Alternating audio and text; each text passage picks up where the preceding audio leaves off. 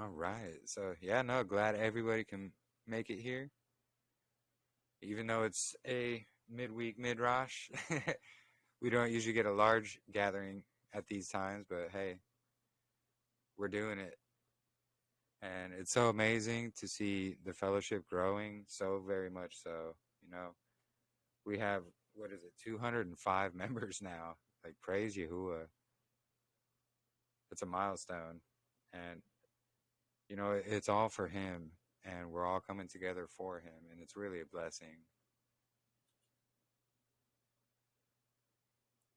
And so today we're going to finish, well, I shouldn't say finish, but continue our reading in the book of Enoch.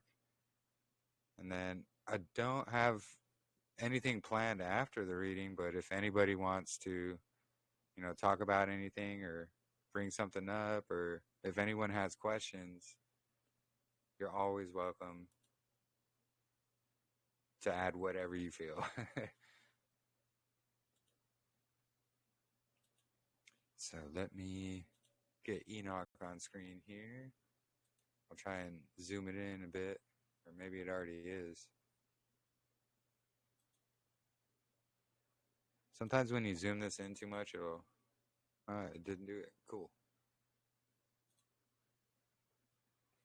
All right, so we're going to continue our reading in Enoch, and we may go to chapter 20. Just keep it at those nice round numbers, I guess. It makes it easier to pick up where we left off as well. And last week was very interesting. All the talk about the mountains and the things like that. It all connects very deeply, and it'll just connect even deeper the more we read on. And Enoch's a really good book, especially for the calendar. All right, so we're going to start here, or continue here in Enoch chapter 11, and it's only 2 verses long. And in those days I will open the store chambers of Barakah, which are in the Shamayim, so as to send them down upon the earth, over the work and the labor of the children of men. And truth and peace shall be associated together throughout all the days of the world, and throughout all the generations of men.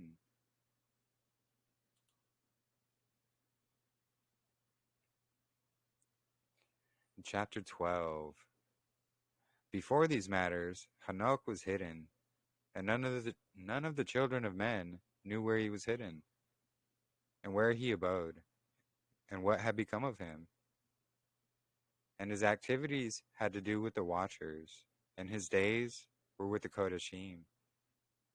And I, Enoch, Baruch, Yahuah of majesty, and the sovereign of the ages, and see, the watchers call me Enoch the scribe, and said to me, Enoch, you scribe of righteousness, go declare to the watchers of the Shamayim who have left the high Shamayim, the Kodesh eternal place, and have defiled themselves with women, and have done as the children of the earth do, and have taken unto themselves wives. You have wrought great destruction on the earth. And a real quick side note about that is there's the Book of Giants that was found in the Dead Sea Scrolls, and it's basically the Watcher's perspective of what we're going to read here in the Book of Enoch. It's very interesting.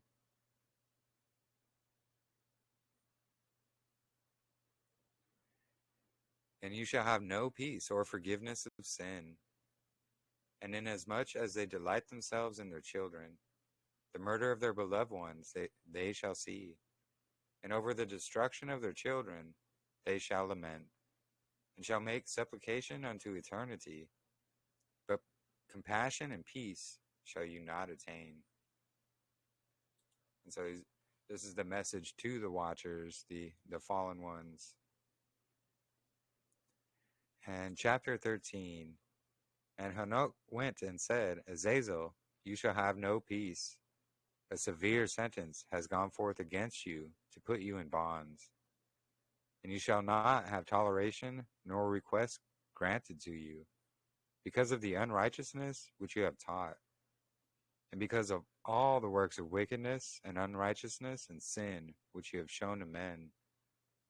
Then I went and spoke to them all together, and they were all afraid, and fear and trembling seized them. And they pleaded with me to draw up a petition for them, that they may find forgiveness, and to read their petition in the presence of Yahuah of the Shamayim. For from there on they could not speak or lift up their eyes to the Shamayim for the shame of their sins, for which they had been condemned. Then I wrote out their petition and the prayer in regard to their spirits and their deeds individually, and in regard to their request that they should have forgiveness and length. And I went off and sat down at the waters of Dan, in the land of Dan, to the southwest of Hermon, and that's one of those mountains. I read their petition until I fell asleep. And see, a dream came to me, and visions fell down upon me. And I saw visions of rebuke, and a voice came biting, to tell it to the sons of the Shamayim, and reprimand them.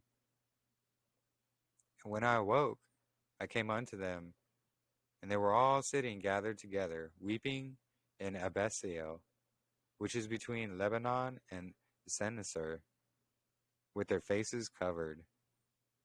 And I recounted before them all the visions which I had seen in sleep, and I began to speak the words of righteousness, and to reprimand the watchers of the Shamayim. And chapter 14.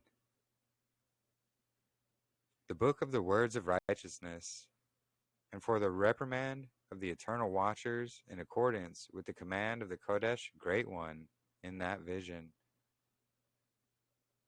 I saw in my sleep what I will now say with the tongue of flesh, and with the breath of my mouth, which the Great One has given to men to converse with and understand with the heart. Oh, look at that, another matter of the heart right there.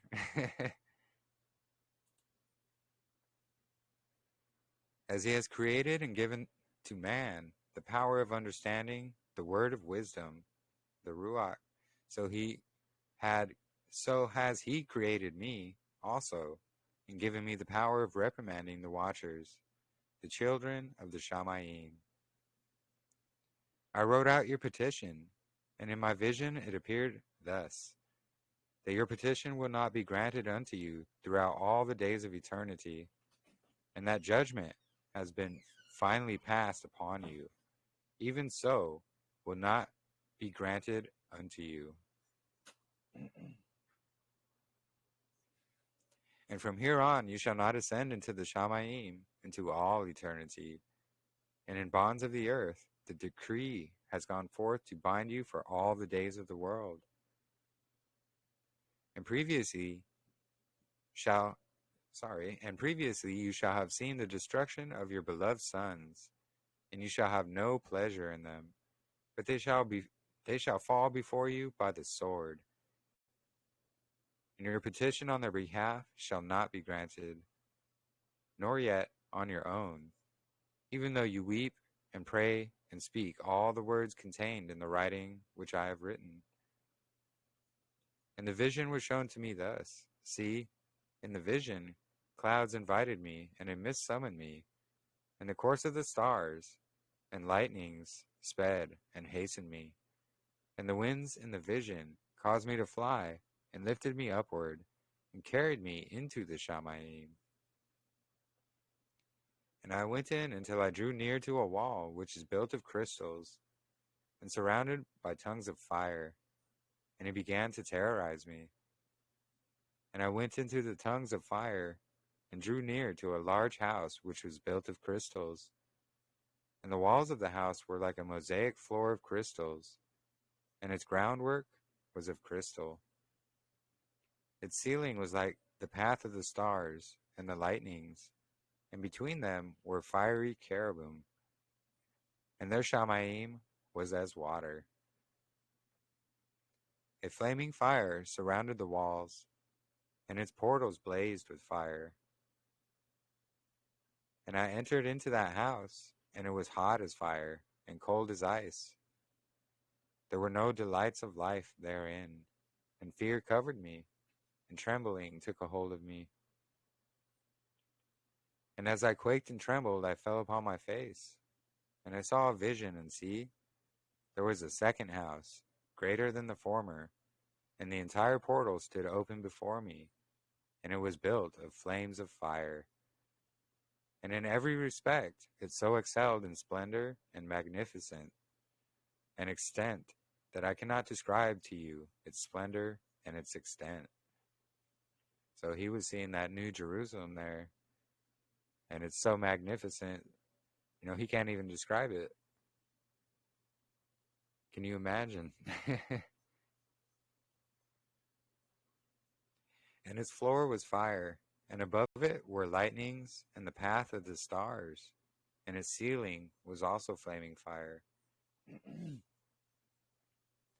I looked and saw therein a high throne, its appearance as crystal, and the wheels thereof as the shining sun. And there was the vision of the cherubim. Interesting how there's wheels in it. And from underneath the throne came streams of flaming fire, so that I could not look upon it. And the great esteem sat upon it, and his garments shone more brightly than the sun, and were whiter than any snow. None of the messengers could enter and look upon his face, because of the magnificence and esteem, and no flesh could look upon him. So this is actually going with, not even the angels can look upon Yahuah because of his magnificence and esteem. The flaming fire was round about him, and a great fire stood before him, and none around could draw near him. 10,000 times 10,000 before him, yet he needed no counselor. And the most Kodashim who were near to him did not leave by night or depart from him. And until then I had been prostrate on my face, trembling, and Yahuah called me with his own mouth, and said to me, Come, hear, Enoch, and hear my word. And one of the Kodashim came to me, and woke me, and he made me rise up and approach the door, and I bowed my face downwards.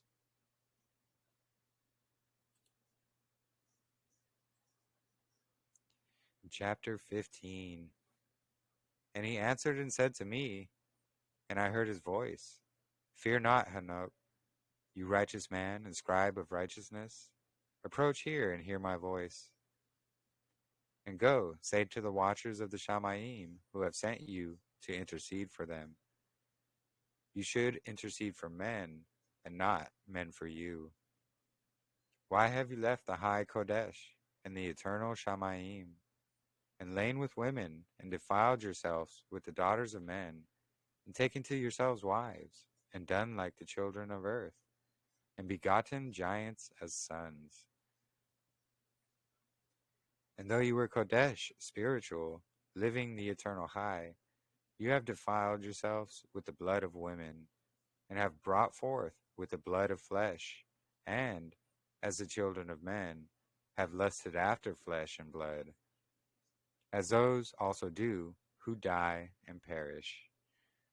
And there we see, if we're going after the desires of the flesh, the things of these kind of, I guess, the nature of these things is more the word I'm looking for. We have to die to our flesh daily. And if we give in to that, we are going to perish. And therefore I have given them wives also, that they might impregnate them, and this speaking of men, and bring forth children by them, that thus none might be lacking to them on earth. But you were formerly spiritual, living the eternal high, and immortal for all generations of the world. And therefore I have not appointed wives for you. For as for the spiritual ones of the Shamayim, in the Shamayim is their dwelling. So this is where Messiah is quoting from here, and he's telling the Pharisees, have you not read scriptures? We are not given in marriage in the heavens. Well, the only thing that talks about that is this right here. We become like the angels and are not given in marriage. No other book speaks about that at all, only Enoch. And he's basically quoting from Enoch while telling the Pharisees they don't know Scripture. So effectively calling the book of Enoch Scripture itself.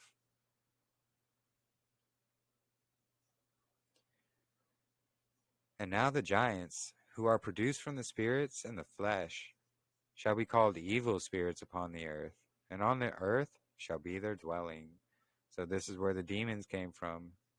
It's the spirits of these fallen ones and their children as well.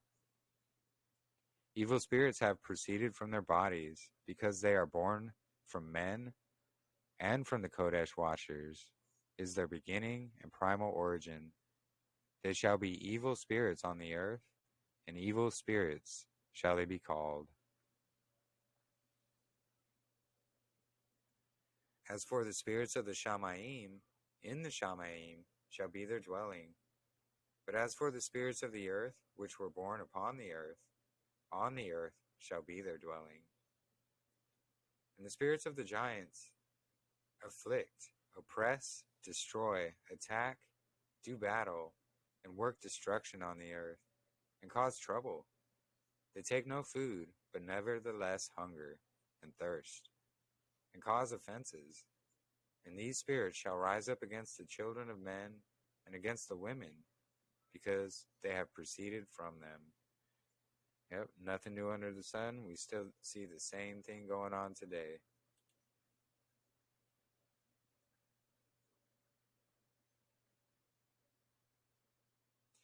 And chapter 16.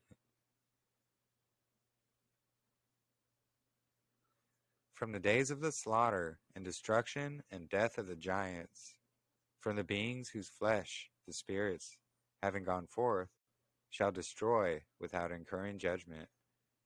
Thus shall they destroy until the day of the completed end, the great judgment, in which the age shall be ended, over the watchers and the wicked, and even so shall be completely ended. And so we see Enoch even talking about the great day of judgment right here. And he's going to bring it up more as we read on as well. But, even in Enoch's time, he knew about the day of judgment from Yahuah at the end of time. And now as to the watchers who have sent you to intercede for them, who have been previously in the Shamayim, say to them, you have been in the Shamayim, but all the mysteries had not yet been revealed to you, and you knew worthless matters. And these in the hardness of your hearts. And look at that, hardness of heart. Even the angels, it's a matter of the heart for them as well. But you have made known to the women, and through these mysteries women and men work much evil on earth. Say to them, therefore, you have no peace. And as we can see, a lot of these things that are going on nowadays, this is exactly where it came from, the deception, the acts of war, the making weapons, things like that. All of these came from the Watchers.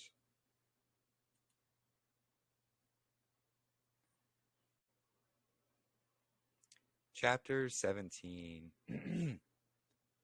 And they took and brought me to a place in which those who were there were like flaming fire, and when they wanted, they appeared as men. And they brought me to the place of darkness, and to a mountain, the point of whose summit reached to the Shamayim.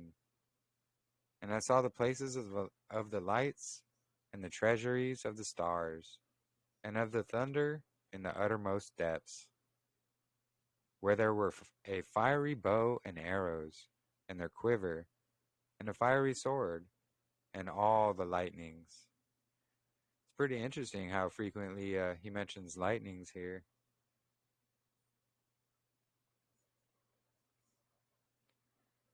And they took me to the living waters, and to the fire of the west, which receives every going down of the sun.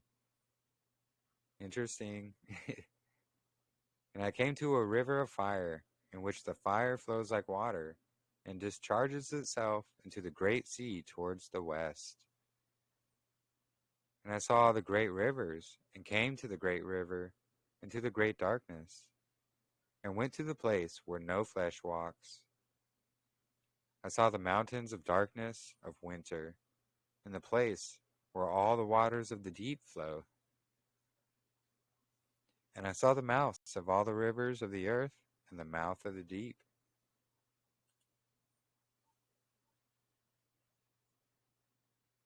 And chapter 18, I saw the treasuries of all the winds, and I saw how he had furnished with them the whole creation, and the firm foundations of the earth. And I saw the cornerstone of the earth.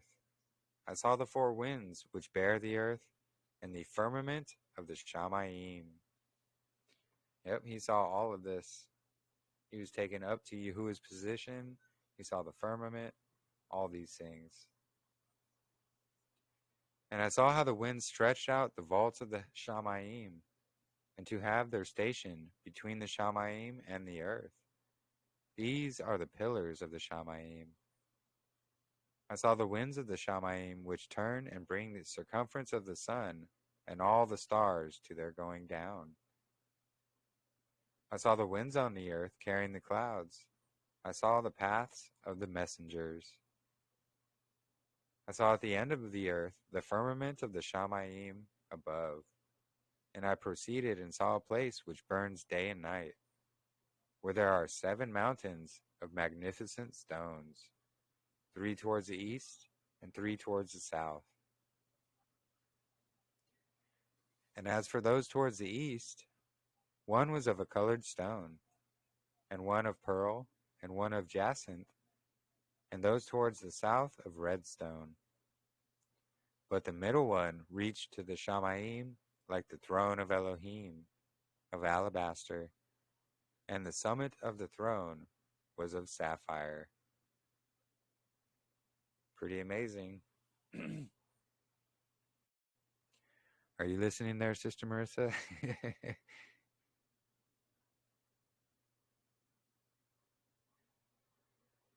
And I saw a flaming fire, and beyond these mountains is a region, the end of the great earth. There the Shamayim were completed. And I saw a deep abyss with columns of fire of the Shamayim. And among them I saw columns of fire fall, which were beyond measure, alike towards the height and towards the depth. And beyond that abyss I saw a place which had no firmament of the Shamayim above, and no firmly founded earth beneath it. There was no water upon it, and no birds, but it was a waste and a horrible place. I saw there 7 stars like great burning mountains, and to me, when I inquired regarding them, the messenger said, "This place is the end of the Shamayim and earth. This has become a prison for the stars and the host of the Shamayim. And the stars which roll over the fire are they which have transgressed the commandment of Yahuah in the beginning of their rising, because they did not come forth at their appointed times." Pretty interesting, even the stars and everything has commandments from Yahuah. And if they transgress them, there's a place.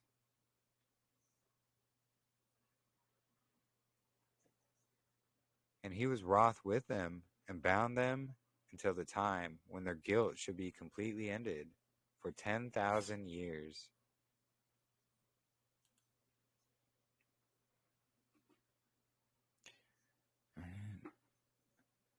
And Shalom, everybody just joining as well. Sister Lisa, Brother Joe, good to see you here. Yeah, shalom, brother. Shalom, everybody. Shalom, everyone. I pray you're doing well. Oh, yeah. Awesome. So yeah, some interesting stuff here. We're seeing, Enoch, he was taken to these ends of the earth where there wasn't even a firmament. And then we see this is where these stars that have transgressed, that's where they are at.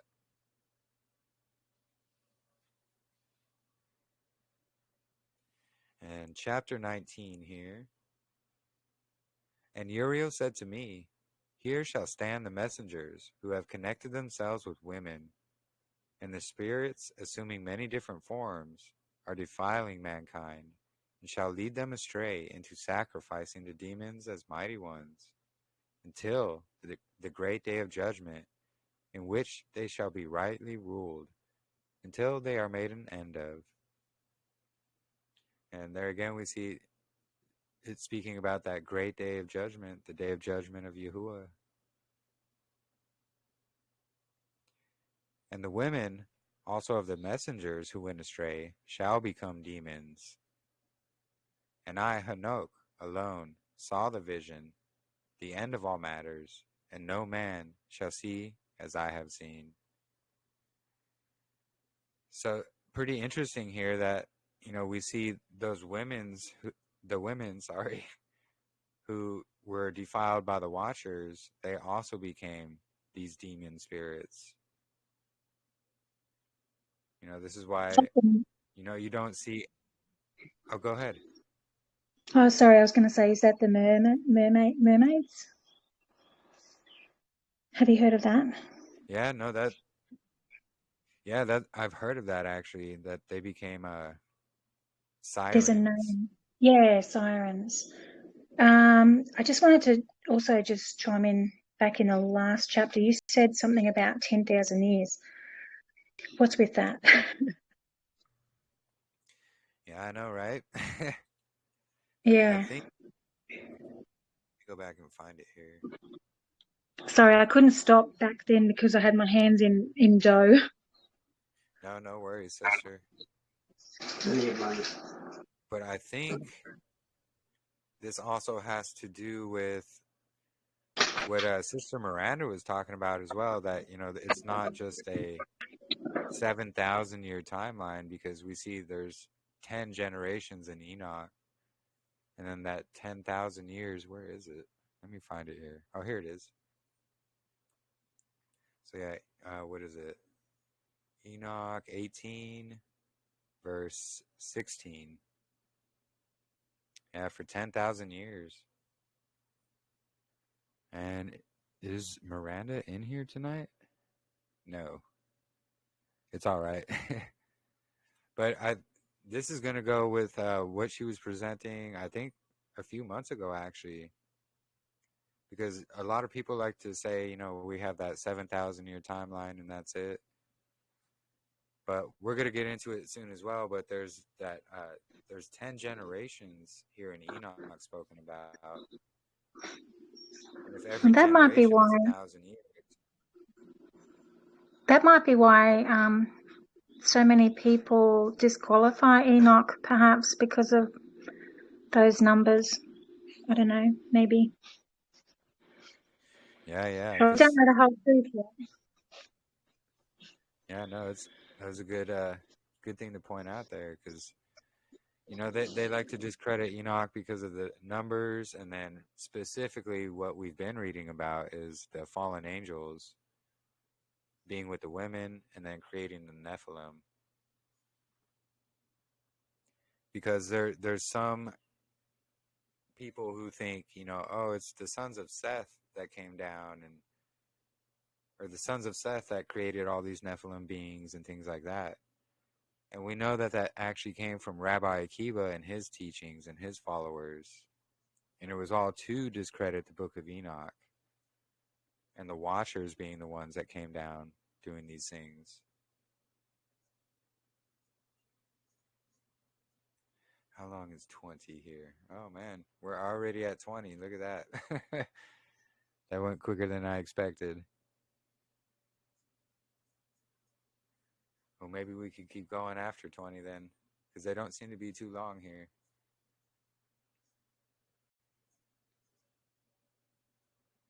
All right, so Enoch chapter 20. And these are the names of the Kodesh messengers who watch. Uriel, one of the Kodesh messengers, who is over the world and over Gehanon. Raphael, one of the Kodesh messengers, who is over the spirits of men. Raguel, one of the Kodesh messengers, who takes vengeance on the world of the lights. Michael, one of the Kodesh messengers, in order that he is appointed over the best part of mankind and over disorder. Sarakel, one of the Kodesh messengers, who is appointed over the spirits who sin in the spirit. Gabriel, one of the Kodesh messengers, who is over paradise and the serpents and the cherubim. Interesting. Over the serpents too. And then Ramiel, one of the Kodesh messengers, who Elohim appointed over those who rise.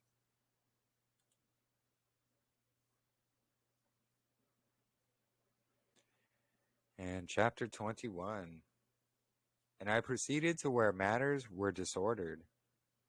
And I saw there some horrible matter. I saw neither a Shamayim above, nor a firmly founded earth, but a place disorderly and horrible. There I saw 7 stars of the Shamayim bound together in it, like great mountains and burning with fire. And then I said, for what sin are they bound? And on what account have they been cast in here? Then spoke Uriel, one of the Kodesh messengers, who was with me, and was chief over them, and said, Enoch, why do you ask? And why are you eager for the truth? These are of the number of the stars of the Shamayim, which have transgressed the command of Yahuah, and are bound here until 10,000 years. The time entailed by their sins are ended. There's that 10,000 years again. And from there I went to another place, which was still more horrible than the former. And I saw horrible matter, a great fire there, which burnt and blazed. And the place was divided as far as the abyss, being full of great descending columns of fire. Neither its extent or magnitude could I see, nor could I guess.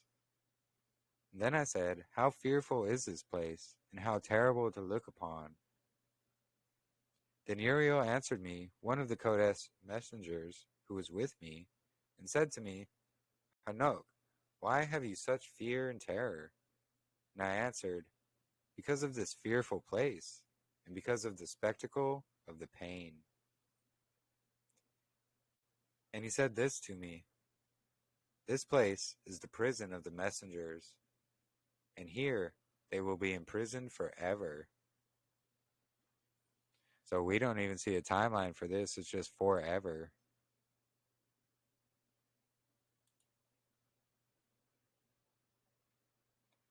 Chapter 22. And yeah, if anybody has anything to add, or if they say anything, feel free. And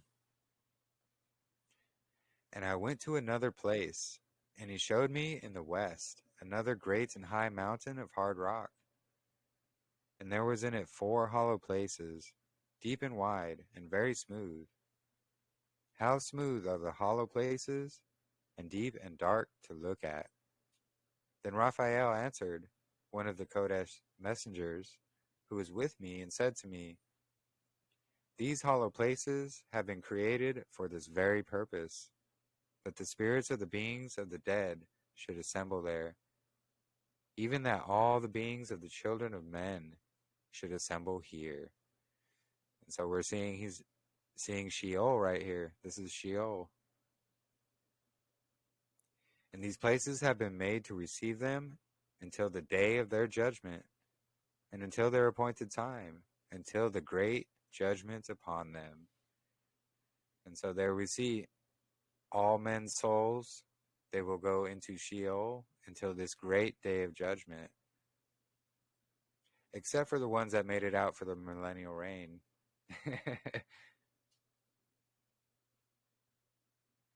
And I saw the spirits of the children of men who were dead, and their voice went forth to the Shamayim and petitioned. And I asked Raphael the messenger who was with me, and I said to him, this spirit, whose is it, whose voice goes forth and petitions? And he answered me, saying, this is the spirit which went forth from Abel, whom his brother Cain slew. And he makes his petition against him until his seed is destroyed from the face of the earth, and his seed is annihilated from amongst the seed of men. And then I asked regarding it, and regarding all the hollow places, why is one separated from the other? And he answered me and said to me, these three have been made, that the spirits of the dead might be separated, and such a division has been made for the spirits of the righteous, in which there is the bright spring of water. And such a division has been made for sinners when they die and are buried in the earth, and judgment has not been executed on them in their lifetime. So this is just like the rich man and Lazarus. You know, the bosom of Abraham there. And we could see one side, it was burning fire, things like that. And the other side was just, they called it Abraham's bosom. But we see because one side is for those who follow the way, who did righteous works. The other side is for those who are sinners. Here their spirits shall be put aside in this great pain until the great day of judgment, and punishment and torment of the accursed forever, and retribution for their spirits. There he shall bind them forever. And that's why he couldn't get a drink of water.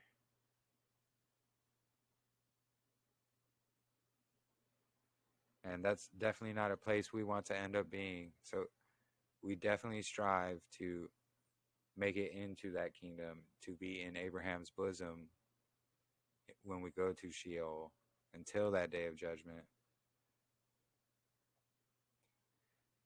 And such a division has been made for the spirits of those who make their petition, who make disclosures concerning their destruction, when they were slain in the days of the sinners.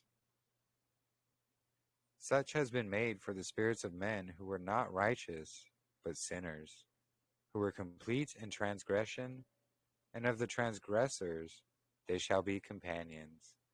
But their spirits shall not be slain in the day of judgment, nor shall they be raised from there. Pretty interesting stuff. And then I Baruch Yahuah of esteem, and said, Baruch be Adonai, Yahuah of righteousness, who rules forever. So we can see, Sheol, that's the place where, all of our souls go when we die. And depending on whether we live righteously or we live unrighteously, we're going to go to either the good part of it or the bad part of it. And if you're stuck in that bad part with the flaming fire, things like that, that's where you're going to be, because we can see that is most likely the lake of fire there. Because Enoch just described, that's where they're going to be forever. They're not going to be raised up, nothing. They're just going to be left there.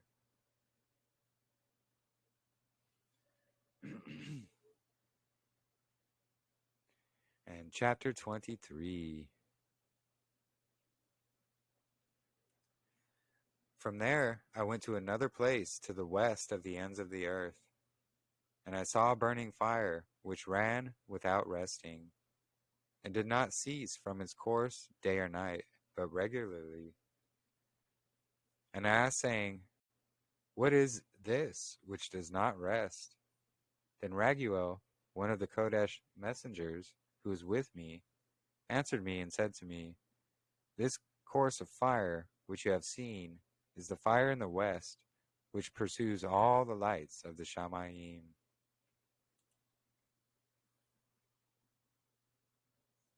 And chapter 24. And from there I went to another place of the earth, and he showed me a mountain range of fire which burnt day and night. And I went beyond it and saw 7 magnificent mountains, all differing each from each other. And the stones were magnificent and pleasant, magnificent as a whole, of magnificent appearance and fair exterior. 3 towards the east, one founded on the other, and 3 towards the south, one upon the other, in deep rough ravines, none of which joined with any other.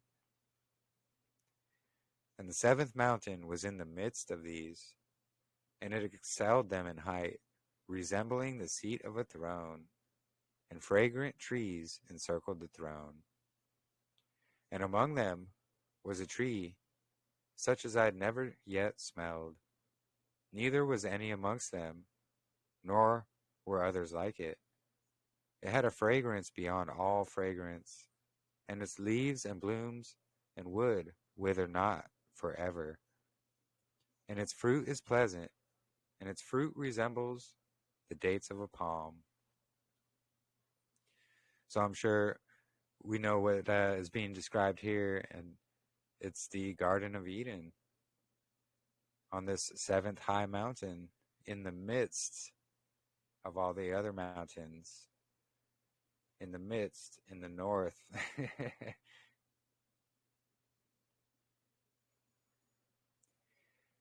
And then I said, how pleasant is this tree, and fragrant, and its leaves are fair, and its blooms are very delightful in appearance. Then answered Michael, one of the Kodesh and honored messengers, who was with me, and was their leader.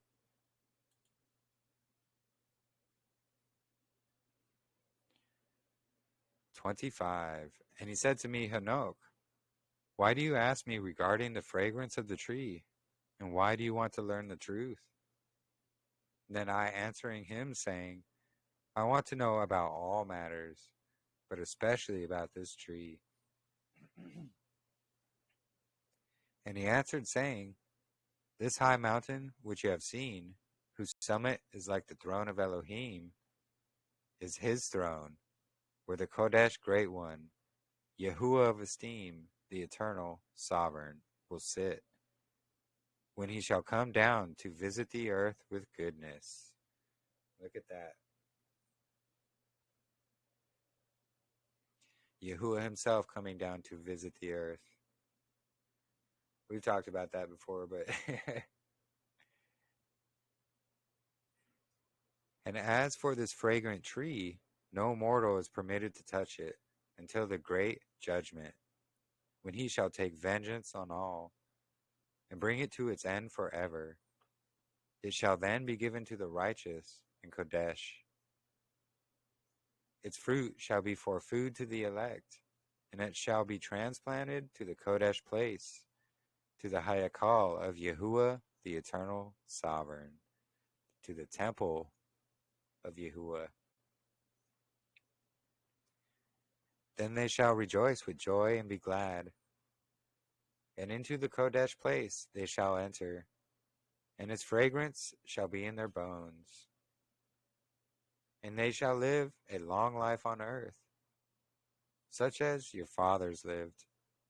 And in their days shall no sorrow or plague or torment or calamity touch them.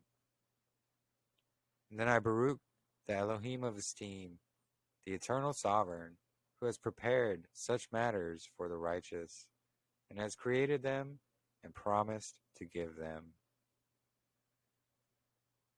And what an amazing blessing it would be, you know. Jeremy, I got a question on this one. Yeah. What do you think? What do you think this tree is? I guess it's the tree of life, right? Yeah, that's exactly what I was about to say. Yeah, I believe this is the tree of life because it's that tree. Nobody can touch it until after that Right. day. So yeah, I definitely believe this is the tree of life there. So I was trying to remember. I don't have my Bible next to me. But in Revelation, doesn't it talk about when the New Jerusalem's here that the tree of life will be in the midst of Yeah, where the Father is? So yeah. yeah. The tree with the 12 fruits, one for each season, in the midst Mm-hmm. of this. And isn't that interesting? Because that's what it says right here in verse 5 too. It's going to be transplanted to that Kodesh, that set apart place. Yep. So whatever this tree looked like, it definitely was getting the attention of Enoch.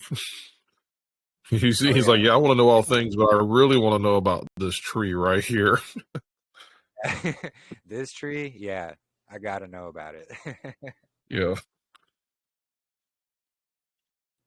But yeah, Cool, no, cool.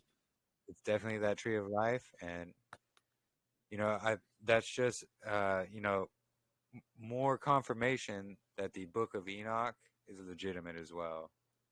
Talking about the same things we're reading in Revelation right there. Oh, absolutely.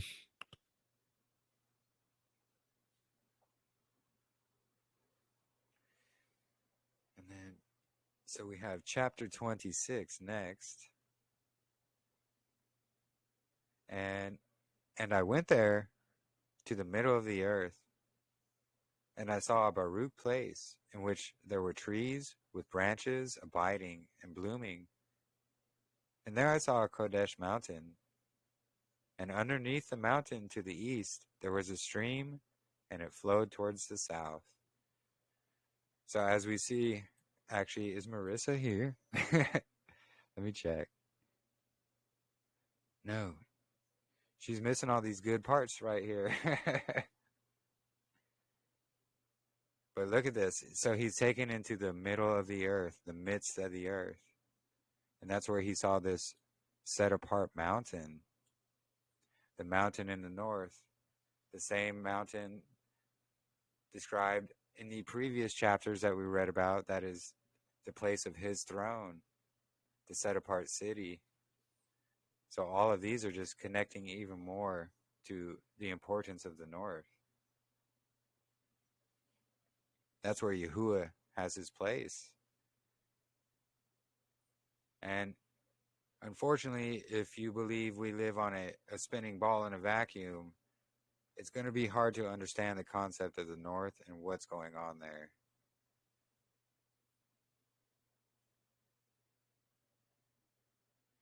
All right, so we saw the Kodesh mountain, and then the stream to the east. There was a stream, and it flowed towards the south.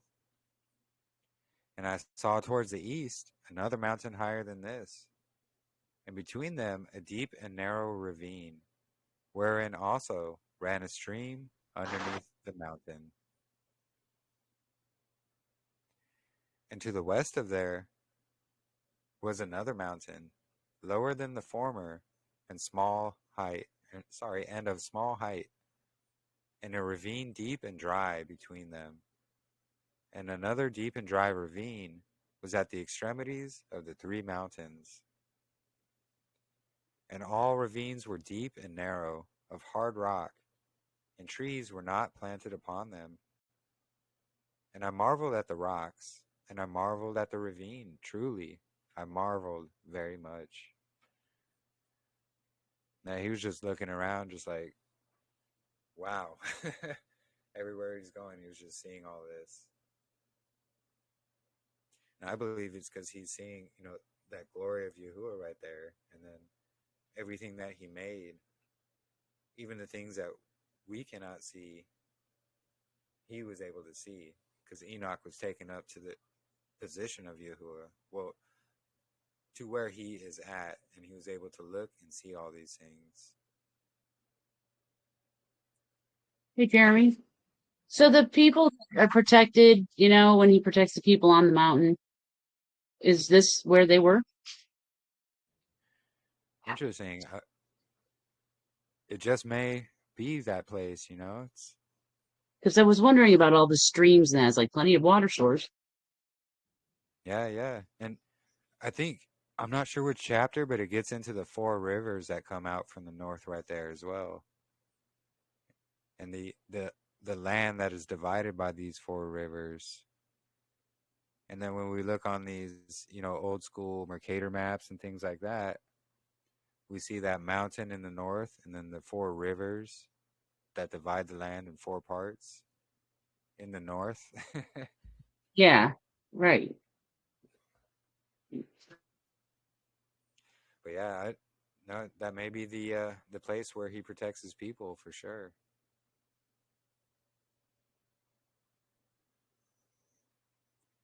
And then we'll probably go to, I guess, chapter 30 here. Make it a nice round number. But yeah, some very, very important stuff. And lots of things are sticking out to me. Especially with Sister Marissa's findings with everything about the North. All right, so chapter 27. And then I said, for what object is this Baruch land, which is entirely filled with trees, and this accursed valley between? Then Uriel, one of the Kodesh messengers who was with me, answered and said, this accursed valley is for those who are cursed forever. Here shall all the accursed be gathered together, who utter with their lips against Yahuah indecent words, and of his esteem speak harshness. Here they shall be gathered together, and here shall be their place of judgment. In the last days there shall be upon them the spectacle of righteous judgment, in the presence of the righteous forever.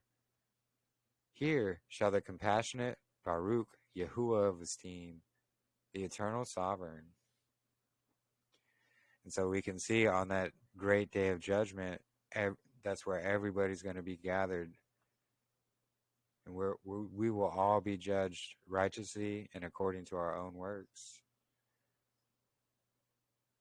And this goes right along with the book of Revelation as well.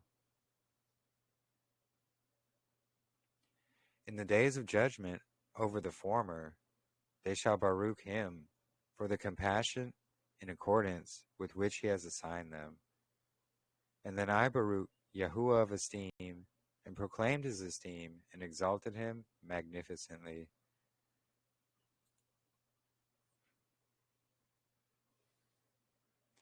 Chapter 28. And then I went towards the east, into the midst of the mountain range of the desert, and I saw a wilderness, and it was solitary, full of trees and plants. And water gushed forth from above, rushing like a plentiful watercourse towards the northwest, and it caused clouds and dew to ascend on every side.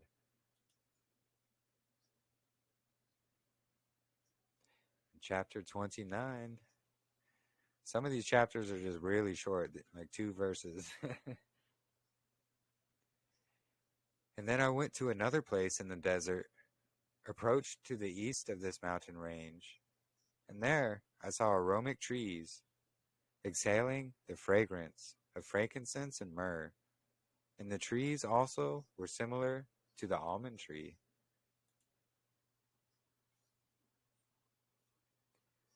And chapter 30. And beyond these, I went far to the east, and I saw another place, a valley of water. And therein was a tree, the color of fragrant trees, such as the gum tree. And on the sides of those valleys I saw fragrant cinnamon, and beyond these I proceeded to the east.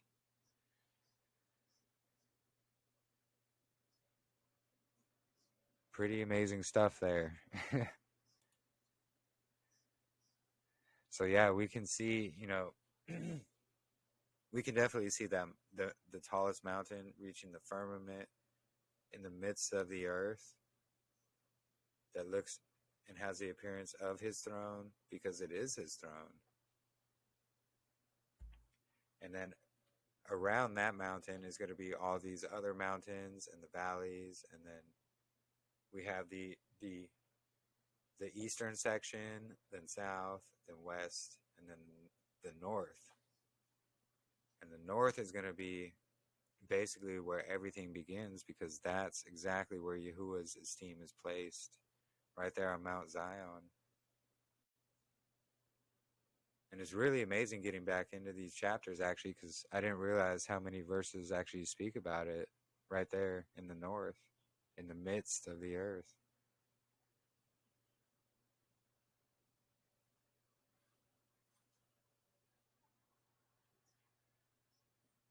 Yeah, and if anything stuck out to any of you, please feel free to jump on in.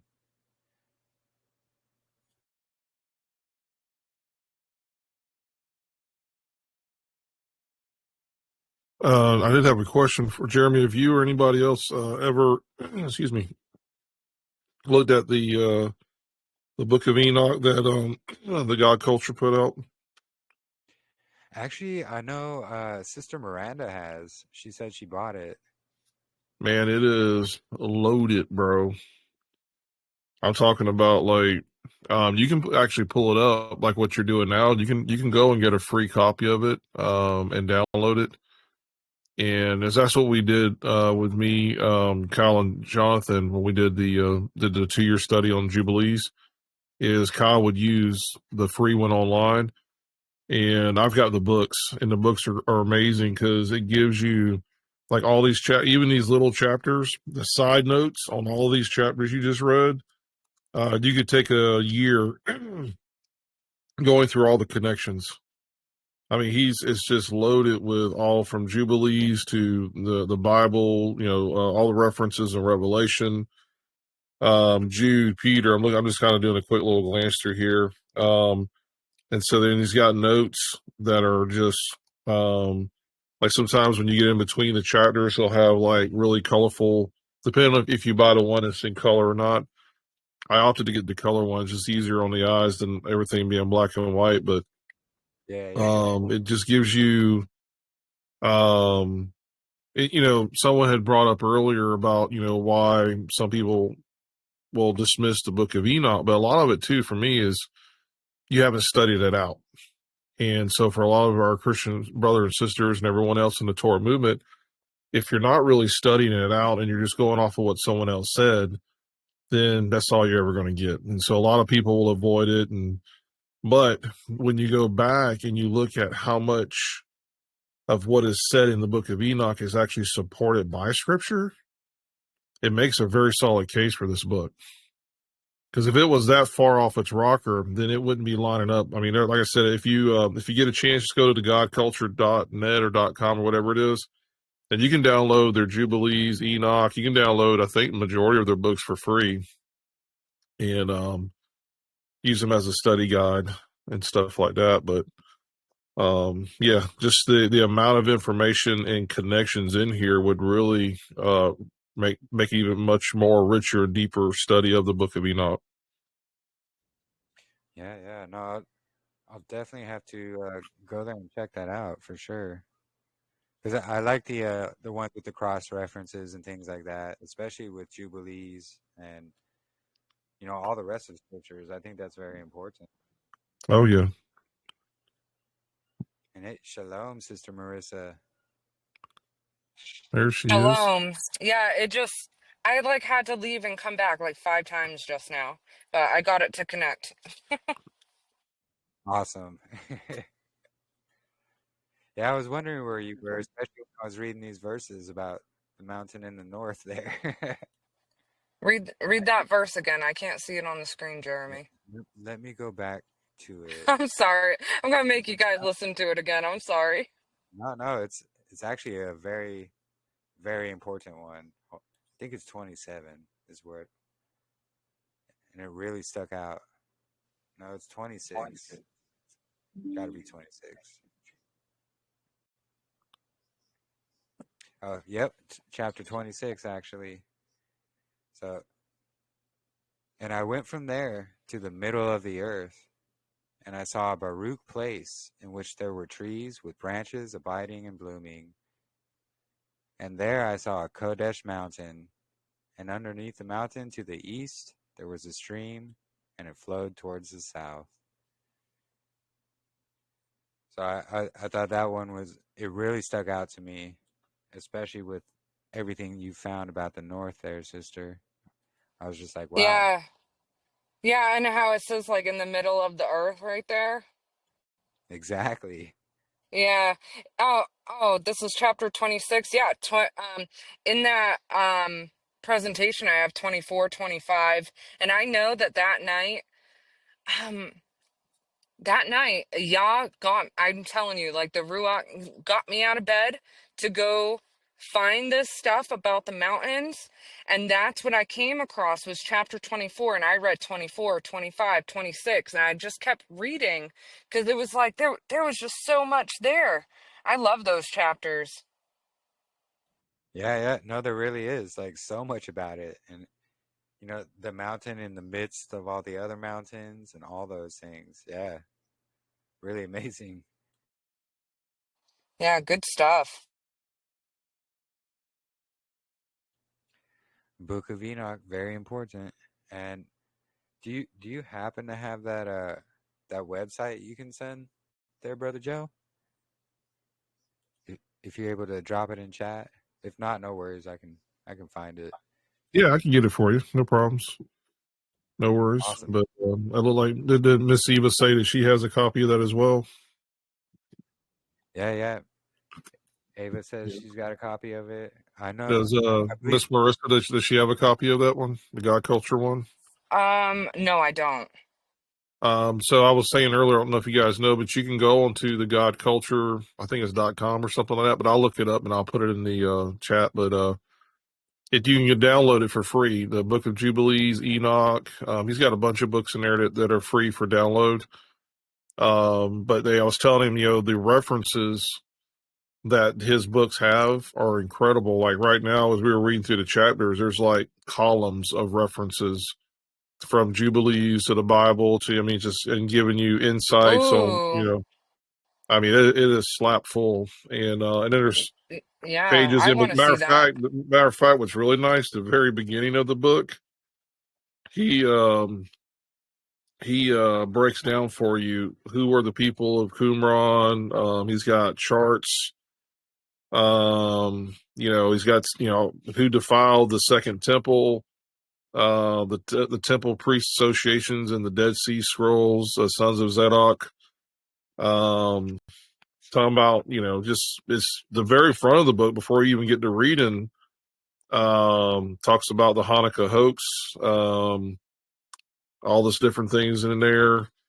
So it's just got this, a lot of information, like a lot. But It's really a anyway. phenomenal book. I have it. So What's that? is that like a printed copy? Yeah. I've got a printed copy. You can buy a printed copy. They're not cheap. If you get I went ahead and sprung for the colored one because I bought a copy of the Book of Jubilees in black and white because it was cheaper. But then it just looking at all the photos, I don't know, for my eyes, I went ahead and bought. I gave that copy away to a friend of mine and bought the colored one. But anyway, but you can get it, like I said, you can buy them from their website or you can download them for free and then always have them for reference. I've got his Jubilee and second Ezra as well. Yeah, I got the second Ezra one also. Always get the color one; it's worth it. Yeah, it is. It definitely is.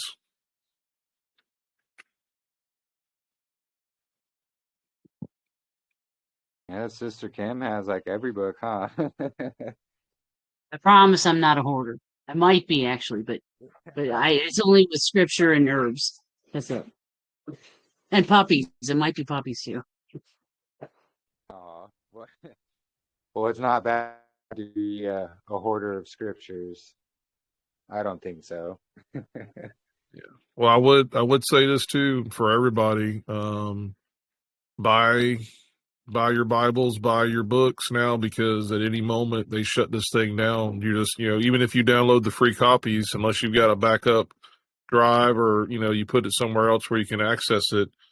When they do shut everything off or get rid of stuff, it's like that's me and Jonathan. A lot of us here at Divine, we've been from the Septuagint, all the King James 1611, all these different Bibles and stuff like that. We're trying to buy as many as we can and keep them to have hard copies, because everything's going digital because it's convenient until it's not. Right. I've been Yeah, listening to the audio Bible of the 1611.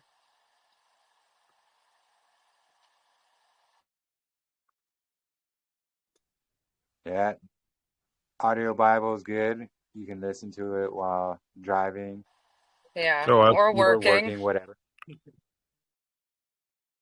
But yeah, definitely hard copies, or even just downloading and printing them out, And because, yeah, you're right there, Brother Joe. It's convenient and it's there until it's not. yeah. Not only that, but if you can try to buy, like if you go on eBay, if you can buy like older copies. I'm not saying that the newer ones won't match up, but my fear is that somewhere down the road they're going to start either eliminating or changing them, doing Uh, subtle changes and stuff like Joe, that. they've definitely changed things. I had a buddy of mine come fellowship with us about a year and a half ago, and he brought that up to me, and he's like, I don't remember what verse he's talking about, but he's like, do you remember that verse that says da da da da da da da? And I'm like, yeah, this is what it says. And he's like, go look at your Bible. And I go and I look, and half that sentence is gone. Oh And didn't wow, matter yeah, which version I looked at, too. It was half that sentence was gone. And I knew that I had read it the other way before, as he had verbally stated it. So I don't know. I have no proof, but what you're saying is right. yeah. Because I've seen videos of guys who have, by luck, been able to buy old Bibles that literally like 100-year-old Bibles from the Geneva and other Bible, the King James version, 1611, different ones, and yeah, if you can get your hands on like older copies, definitely cherish them and hold on to them, because, like I said, the enemy's very subtle and he's just things are being changed, and then we have so many copies of Bibles now, and there's one I can't remember off the top of my head, but it is the most watered down version I've ever heard in my life. It is the most plain text. It was like it's like if you're just reading a story. That's how it reads, but it's very watered down, and I don't know. It's hard to just explain, but there's so many ones out there now they're coming out with that it's just yeah, just be careful. Was that one the NIV by chance? No, that one I've known that one for a while. That's the not inspired version, not inspired version. Yeah, it was it's a newer one, and I can't remember the name of it, but it's really like new agey, laid back. Like it was be like, oh yeah, and Jesus and his boys went, down to whatever. I mean, it literally sounds like that. Like it's just Oh, very, just I think yeah, I think I've heard of that. It's got like slang, like modern yeah, slang in it. exactly, yeah, yeah. That's, yeah, Definitely not something I'm gonna rush and get copies of. yeah, no, not at all, not at all. You know, that seems to be happening more and more. And then, there's people, they're trying to write their own version of scriptures and things like that. You know, I believe the older copies are probably the best. The older, the better. Especially books or ones like the Dead Sea Scrolls, the Septuagint, the Pentateuch. There's a few more that are. Oh, go ahead. Yeah, and well, I was just gonna say, and like once you've read the Bible, a few different versions, like you're well acquainted with the different translations, and then ultimately the Old English, you can just listen to that and know what they're saying. Like the 1611, it's like all the thous and thys and whatever, and it's like per adventure, and I'm like per adventure, but okay. But I follow them and what they're saying. But like when ultimately, as long as you're not like brand new in the walk, like that's not going to go over your head anymore. You're going to know what they're saying. Yeah, yeah, exactly. Yep. that old English can be a bit difficult. Yeah, I'm almost done with numbers. I think I was at numbers 33 or something. So I'm getting through it pretty quick. It's only been a week. Nice. I'm still finishing up Exodus actually.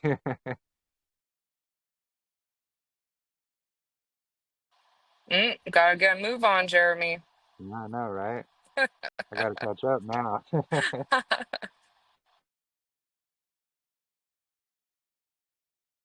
Yeah, Joe, Yeah. it's so nice to hear your voice, see you in this chat. Yeah, Yeah. I talked with Jeremy the other day. I was like, I said, I've been missing you guys. It's just life is busy, and I got grandbabies, and got another set of twins on the way. So we'll have in June, my son and daughter-in-law will have. We don't know what they're having yet, but they're having twin babies in June. And then my oldest daughter already has twin girls that are 4 years old. So I'm very Wow. blessed. Double portions, man, with two different children getting two sets of twins. Wow, that's amazing. Yeah, that'll put me at 7 grandchildren. So when they come in here, when they arrive in June next year. Wow. Yeah. Joe, I don't know if you know that I have twins. No, I don't. Yeah, I have twin boys. They'll be 2 in Oh, February. that's They're awesome. I have 6 boys in total, so that's number 5 and 6. Wow. That's awesome. We're I all getting Yeah. old. But yeah, that's been just between that and the church, and we got a building I've been out there. I was out there before I came on tonight and putting more walls up and doing stuff, and yeah, staying So busy. So, if you don't mind me asking, Joe, I've always been Sure. a little curious about you as far as like Sure. I see you do the meetings on Saturday, and Mm-hmm. then like you're in our calendar group, and I'm just curious. I'm not judgmental at all, but I'm just curious, like what your stance is with that, where you're at with all that. For me personally, I think you guys are tracking where I think you guys are tracking good on it as far as trying to nail down the start of the year and when the real Sabbath is. For me, that's where I am. And so, yeah, I definitely not against any of that stuff. Right now, it's until the Father releases me to like say as a definitive thing for the vine, like, hey, this is what we're going to be doing, or this is how we're going to do our calendar. And even if that does come to play out like that, we will probably still meet on Shabbats, because I think, and I wanted to talk with you guys more about it. I was talking with Jeremy the other night a little bit about it. Where you guys were with it, and if it's going to be a definite thing right now, or maybe something y'all are looking into where the Sabbath will change till Monday for the next calendar year, or, where you were with that. Yeah, it's gonna jump to Tuesday in March, the end of So March. jump to Tuesday. Okay. Yeah, it's Okay. the leap year. Okay. And I would love to get with you one-on-one and talk more about this with you as well. And, unfortunately, when I jump on the Telegram, sometimes you guys are chatting it up good. I'll see like over 1,000 to 2,000 conversations within like 2 or 3 days. I'm like, holy smokes, what's going on? So there's no way I could, filter through all of that. But no, I'm with you guys. I'm tracking with you on it. And and I know at one point it seemed like there was where you guys are kind of going back and looking at some things and seeing if that was the right start. And for me as a pastor, when I make that definitive decision, like we're going to do this, I want to make sure this is solid and that everything's ironed out. And I've already got people within my group that are looking into it as well, and we've been talking about it. And that they're not scared of that whatsoever. I know that we live in Egypt, we live in Mitzrayim, and it's going to be hard for people if next year it is on a Tuesday.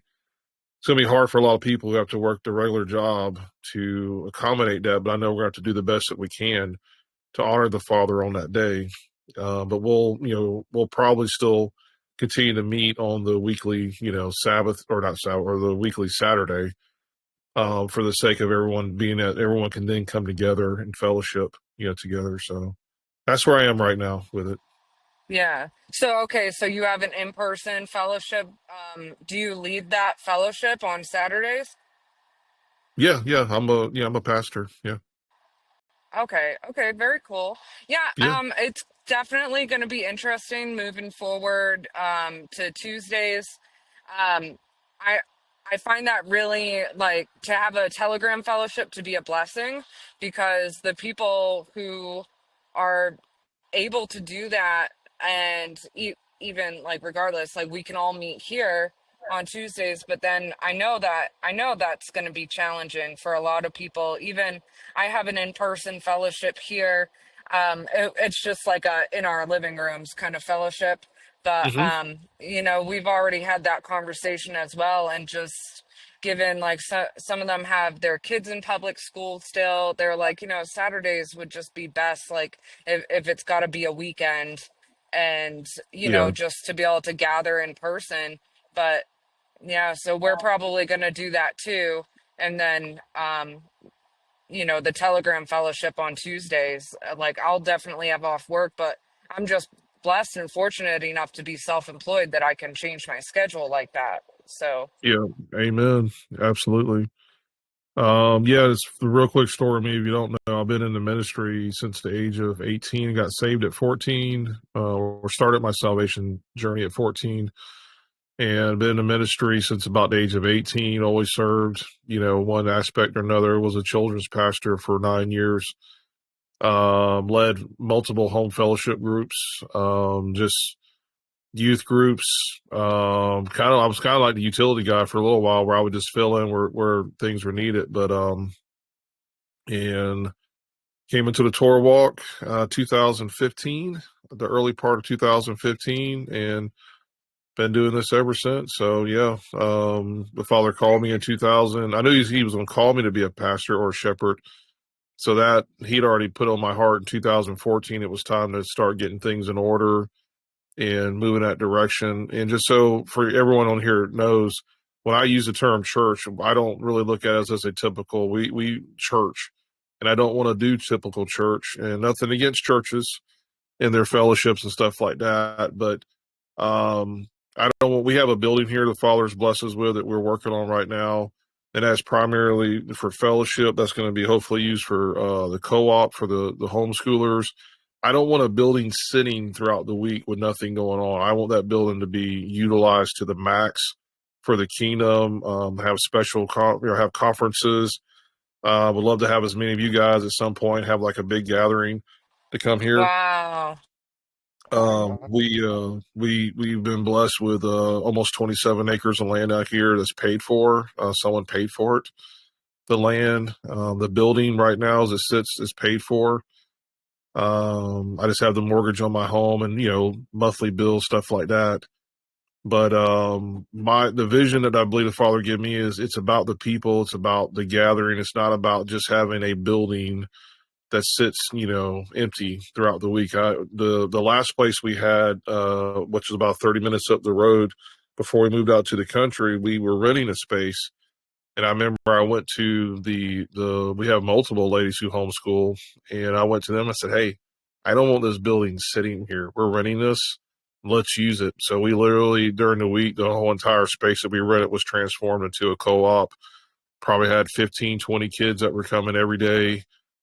And it was giving the children a chance. A lot of times, unfortunately, with the home fellowship groups, if you're not meeting with other groups, you kind of like you're just in your house and you just see each other all the time. So it was nice for them the kids to have interaction with other children, and for the moms too, because what they did was they all took turns.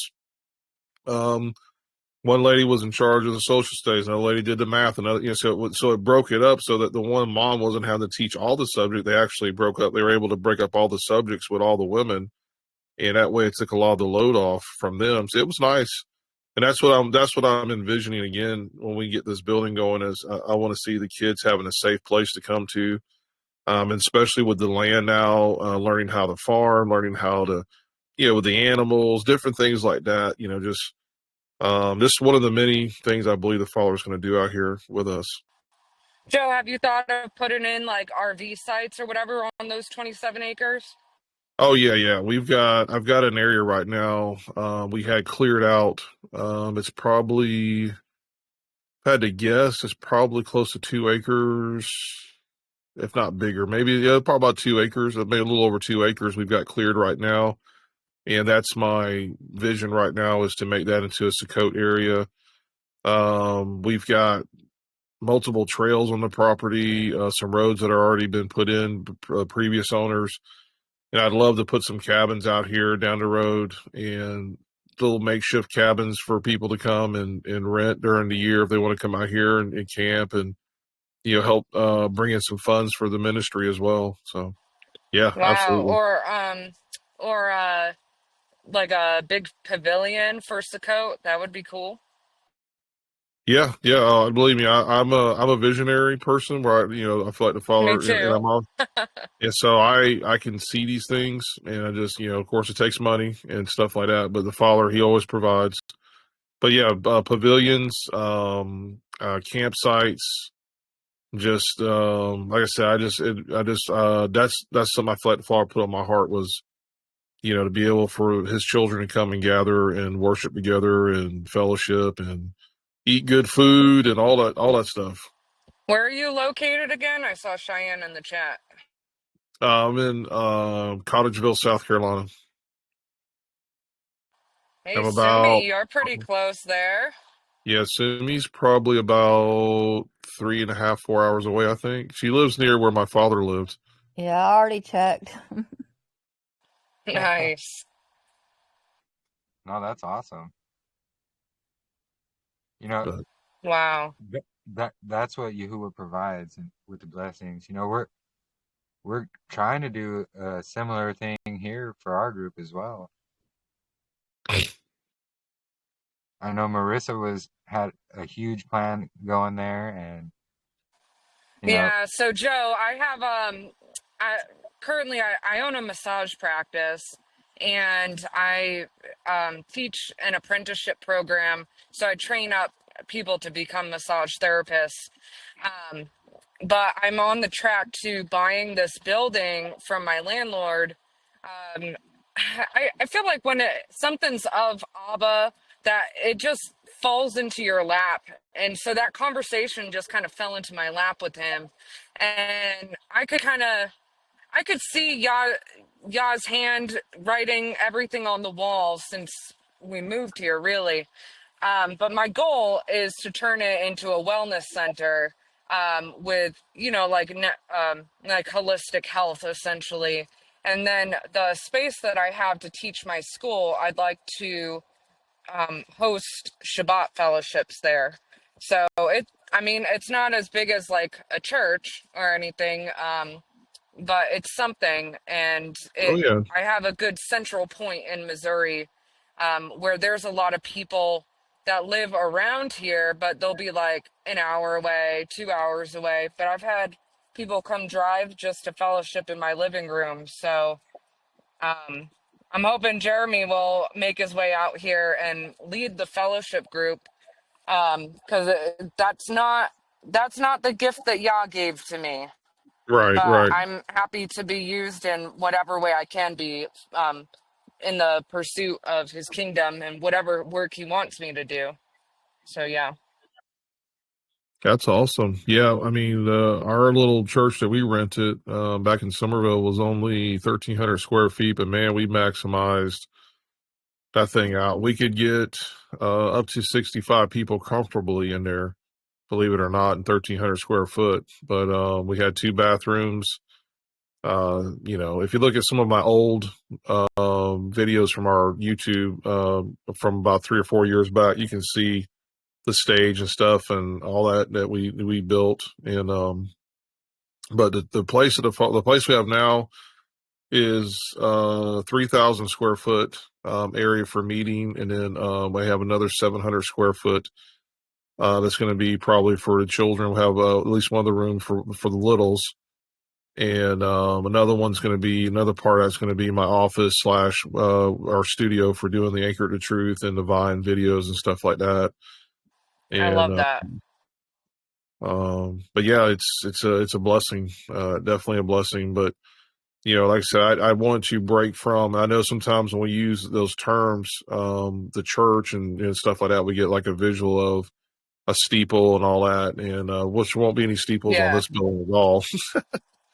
Yeah. And but I want people to know, because a lot of people don't know me that's on here right now. But so when you hear pastor in church, I am a messianic, if you want to say that, or I'm a Torah observant pastor, shepherd, and for the I love last that now word 11 years. shepherd. Yeah, me too. And so yeah, just been in the ministry a long time. Father's done a lot of amazing things in my life, my family. And if anybody ever has any questions, you can reach out to me anytime you want to. I'm on the Telegram. So if you have any questions at all, feel free to ask. That's awesome. Thank you, Joe. Thank you. Yeah, good stuff. Thank you. And yeah, no, shalom and welcome to Sister Ashley, just joining us. And yeah, no, so we have these fellowships each and every week. So Thursdays are our midweek Midrash is what we call them. And we had just gotten finished reading chapters 11 through 30 of the book of Enoch. And we're just here fellowshipping now. We just like coming together. And then on Sundays, which is the Sabbath day this year, that's where we have our Sabbath fellowship. And speaking about the calendar, let me send the invite link to our library group here. And we have lots and lots and lots of information on the calendar. And actually, Sister Marissa was planning on going over more of the calendar this Shabbat, right, Sister? Yeah, actually, thanks for the reminder, because I'll try to work on that tonight and tomorrow night, and get something together, just another like aspect to go through, walk through a little bit more deeply. Yeah, it's really amazing stuff. And here, actually, I'll just share the video links here. So they're easy to find for you, but so these are going to be Marissa's presentation she's put together about the calendar.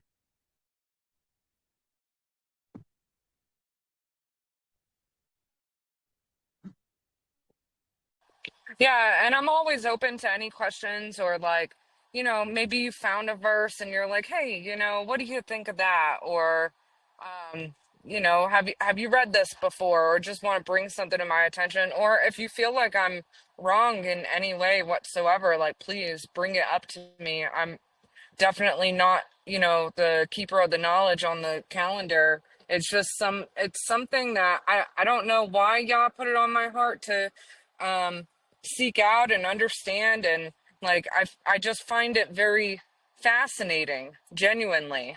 So I'm always open to talking about it. Yeah, absolutely. And yeah, it wasn't just one person's effort. It took all of us coming together with study and fasting and prayers.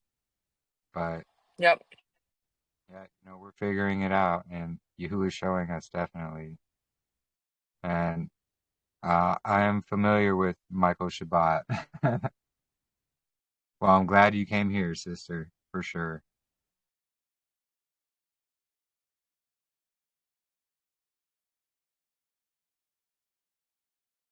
Yeah. Feel free to ask any questions, and whether me, Marissa, or really anybody here, we could pretty much all of us answer questions about the calendar. I even have a write-up about the whole calendar as well. Yeah, anybody here who wants to chat, feel free. We're all about coming together in love and compassion, and regardless of any minor differences that we have, we're still coming together to seek the truth of Yahuwah, and that's what it's about.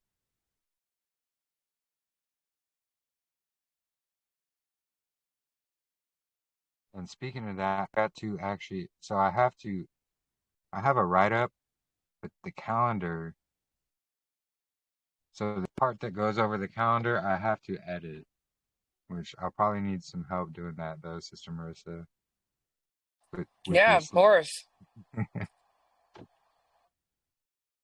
because we had a slightly different understanding of how the year began. It really the only change that we've made. The rest of the whole calendar layout, it's basically the same, just how we begin the year. And that's where Sister Marissa found all that, information about the moon and the importance of the north.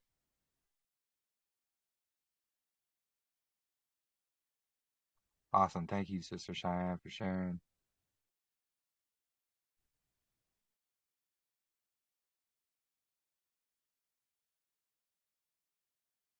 And hey, Everett, Shalom. Welcome, brother. Good to see you back. And Brother Ray, glad you can make it. Shalom.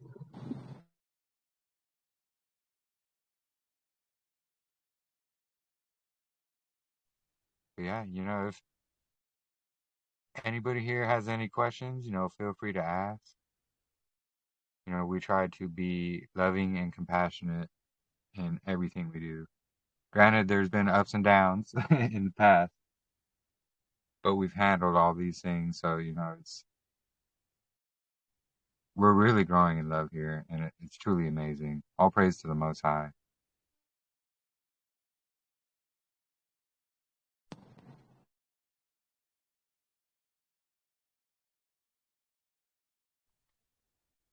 And yeah, it's pretty interesting.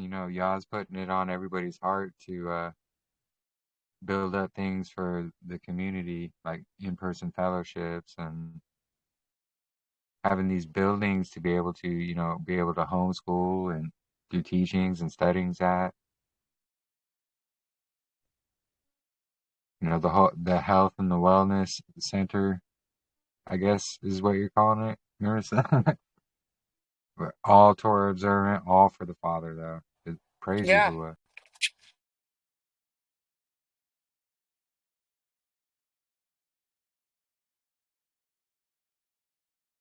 And yeah, I am definitely going to be most likely working my way out to Missouri. I'm definitely coming to visit in March, though. We're going to have that Equinox tracking fellowship in person, 100%. Yeah. Yeah. And if you are interested at all in joining us to celebrate the biblical New Year on March 21st, just reach out to me.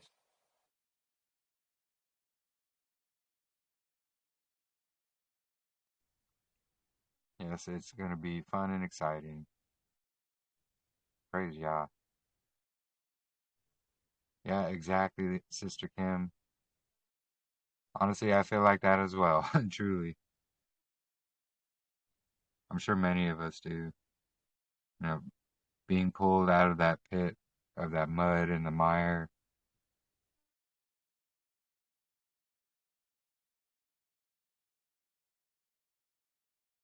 And yeah, actually, that reminds me, Saturday afternoon. So it'll be noon my time, which will be 2 o'clock Eastern.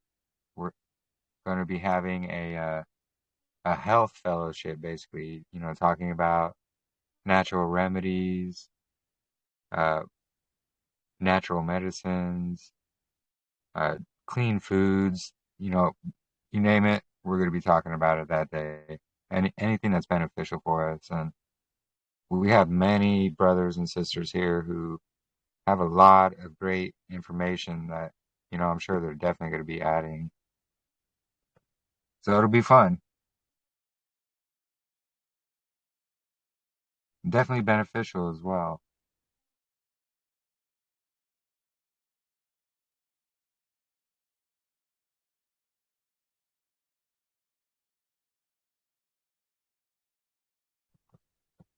So yeah, this evenings, usually on Thursday evenings, we try not to go too long.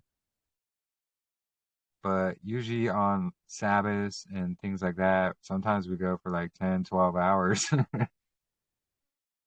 And no, don't worry, you don't have to join for the whole 10 or 12 hours if we do go that long. But, it's just so amazing that it does sometimes go that long. Hey, you're back, Joe. Shalom. Yeah, but I had to take the wife to bed. That's our nightly ritual. Oh, no worries, brother. No worries. But yeah, no, that's awesome. Yahuwah is blessing you with that building and the land and all of that. He's putting it on all our hearts, really, to do something similar to that. Absolutely. The thing for me, the theme for us when we first got started was having a safe place, because everyone needs a safe place they can come to, and because we're all trying to figure things out, and we're in different places in our understanding and beliefs, and so Divine, when we had our smaller gathering, we were renting. It was, and that was the goal and intent was, hey, just have a safe place. Everyone come here, we can fellowship, because there were other people that were meeting in other groups. And when their groups would finish, they would all just come to the Vine in the afternoon, and we would fellowship and eat and all that stuff. And I think that's what's really about, is like just having a safe place for all of his children to come together, for the now time and for whatever time is coming. The places like here and the different places around this world, I think, may become refuge, and maybe at some point where the Father speaks to his children and says, hey, by the way, you need to get up, you need to move, and this is where you're going. Because I know multiple people who have land all over, and there's like, the Father placed it on our heart that we are to have a place of refuge when things, happen later. So, yeah, it's good. Yeah, no, that's a good point too. Places of refuge for when things do pop off. And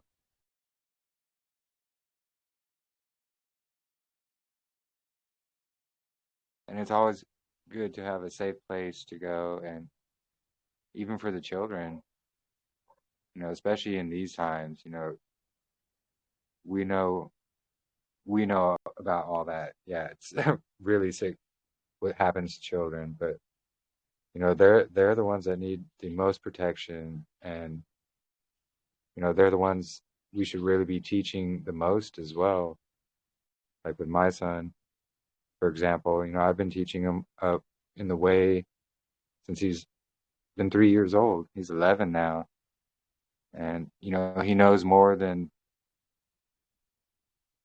I don't. I guess he knows more than most of the Torah terrorists there on Facebook even do. But it's really a blessing, when you teach them up and raise them in a way that's right. The blessings that you can see, and I'm always getting compliments how nice he is and polite, and he's always trying to talk to people, and he tries to talk about Yahuwah to people. It's really amazing. Such a blessing too. Yeah, that's awesome, brother. It's not an easy job, but it's worth it for sure.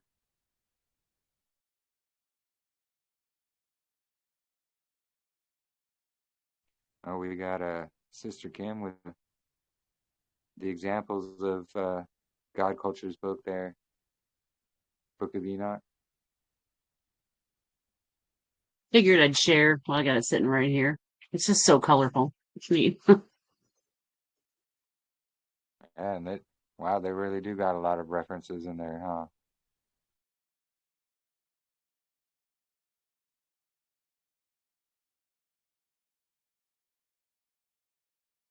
Yeah, I was gonna say, Jeremy, if you want to, I'm not trying to tell you what to do, of course, brother, at all. But if you did that, if you want to use that as part of the study, like I said, the references in there. So yeah, when you get your opportunity, check it out. But it would definitely start, where you can pull up Revelation, pull up Genesis, pull up Ezekiel, pull up. I mean, it's just you're gonna see. There's so many connections. It's mind blowing. Like you wouldn't even be really able to read like all the chapters you read tonight. You could literally, because some of the references fill up both sides of the columns and information and stuff like that. And of course, the guy from the God Culture puts his own, what he feels like stuff is saying. So may not necessarily agree with everything that he has to say, but it does present itself as a good conversation piece, though. No, I think we're on the same page about God culture with that. Yeah, I don't agree with everything he says, but he does have good work. And I think that's a good idea, actually, to cross-reference all these things.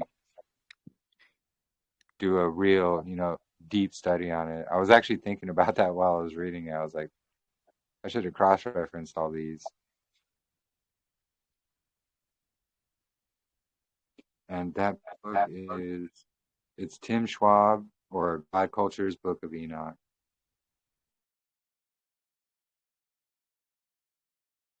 The paperback is only $20. That's not too bad, actually. I mean, if anyone's looking, wants one, whatever, I'm sure that we could send some out. Yeah. It's always good to have those cross-reference books, like especially for, the Book of Enoch, the Book of Jubilees. Didn't you say he has one for the Book of Jubilees as well? Yeah, he's got Jubilees, Extras. I don't have it in front of me, his website, but yeah, I've got 3 of them right now, and they're like, I'll give you for example, when you do get a chance to look at it, like he has a whole 2 pages in here of the ancient perspective of the middle of the earth.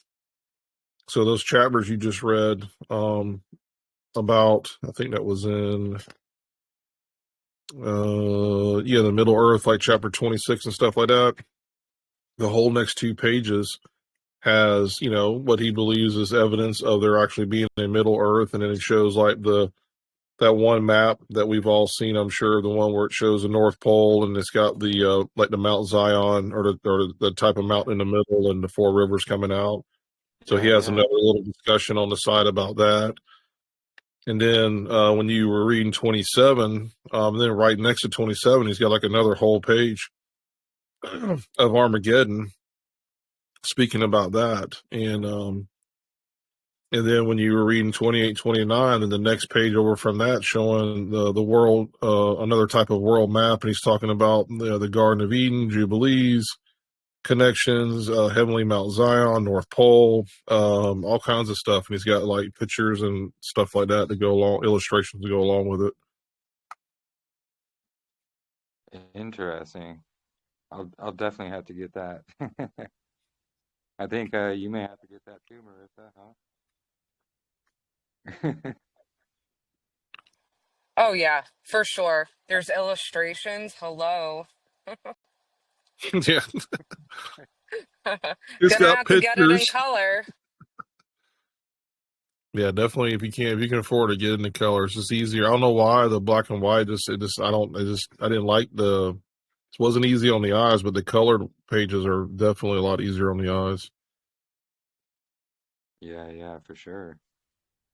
And yeah, Ashley, in our library group, there's a lot of information, but here, I'll share with you my article I put together. And like I said, I still have to edit the part about the calendar. It's like chapter 14 or 13 in it. So it's pretty far down, but all the information around that is still accurate. Just how we begin the year is what's changed. So let me copy the link for you.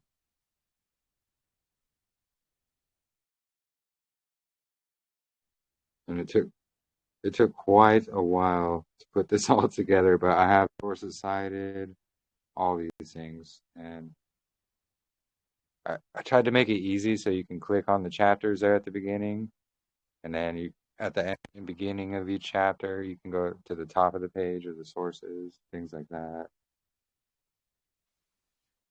Yeah, I've printed out that entire thing you wrote. Oh I have man. a, yeah, I burnt some paper, but I was like, I want to keep a copy just in case again. So yeah, I've already printed that whole thing. Awesome. Yeah. That's actually what Libby did as well. She printed the whole thing. I thought about making it into a book to be able to, buy or whatever to have a physical copy so you don't have to like use a whole ream of paper. Well, it was definitely worth the print, though, brother. I appreciate your diligence. All praise to the Most High. If it wasn't for him, I wouldn't have met anything, honestly.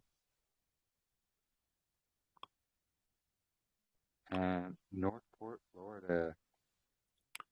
I'm sure we do have some brothers or sisters in Florida here.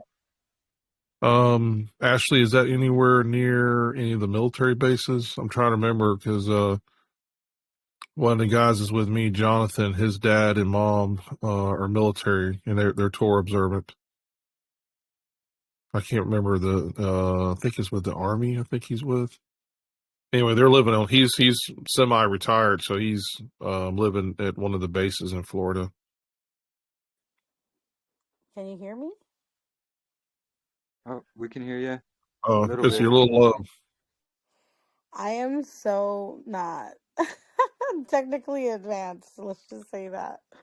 No Shalom. worries.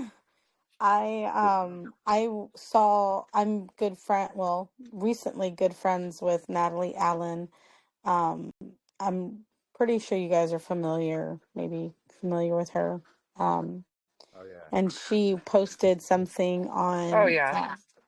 she said it, someone said, oh yeah, on Instagram. And so she had lately spoken to me about the calendar, but um, yeah, so I guess like with all of the Sukkot going on and everything, and she's like, we'll talk about that in the winter time. So when I saw that there was a group, I joined.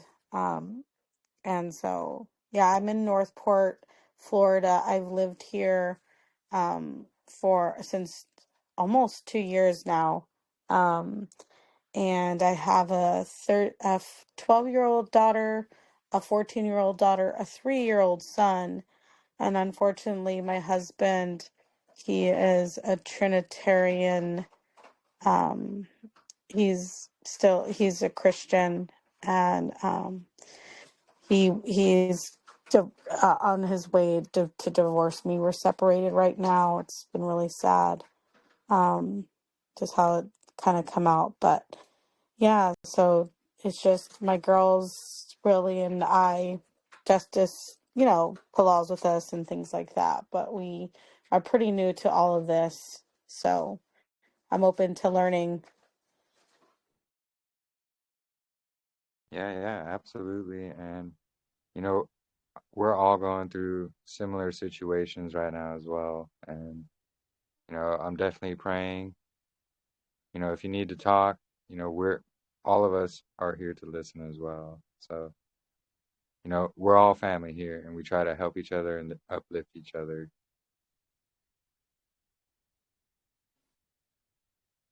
So, Thank you. yeah, we're definitely going to be praying for you and your situation, sister. And yeah, if you have any questions or you just want a fellowship or whatever, feel free. You're more than welcome here. We're glad to have you.